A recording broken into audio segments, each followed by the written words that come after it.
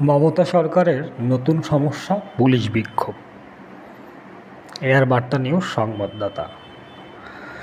কলকাতা আরজিকর হাসপাতালের চিকিৎসকের ধর্ষণ ও মৃত্যুর ঘটনাকে কেন্দ্র করে শিক্ষানবী চিকিৎসকদের যে আন্দোলন চলছিল তার অনেকটাই সমাধান হয়েছে।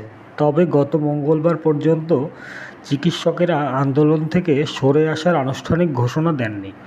যদিও মমতার সরকার আশা করছে চিকিৎসকেরা শীঘ্রই আন্দোলন থেকে সরে আসার ঘোষণা দেবেন, কিন্তু এর মধ্যেই নতুন সমস্যায় পড়ছে মুখ্যমন্ত্রী মমতা বন্দ্যোপাধ্যায়ের নেতৃত্বাধীন তৃণমূল কংগ্রেসের সরকার। কলকাতার টালা থানার ভারপ্রাপ্ত কর্মকর্তা গ্রেফতারের ফলে পশ্চিমবঙ্গে পুলিশের মধ্যে কার্যত বিদ্রোহ দেখা দিয়েছে। তাকে পদ থেকে অব্যাহতি দেওয়া হয়েছে। ওসি অভিজিৎ মণ্ডলের বিরুদ্ধে অভিযোগ ছিল, আরজিকর হাসপাতালে চিকিৎসকের মৃত্যুর 14 ঘন্টা পর তিনি প্রাথমিক তদন্তের অভিযোগ করেন। এ কারণেই গ্রেপ্তার করা হয় অভিজিৎকে। অভিজিৎ মণ্ডলকে সরিয়ে দেওয়ার ক্ষোভে ফেটে পড়ে কলকাতা পুলিশ সদস্যের একাংশ। এদিকে কলকাতার পুলিশ কমিশনার বিনীত গোয়েলকে সরিয়ে দিয়েছে রাজ্য সরকার। নতুন কমিশনার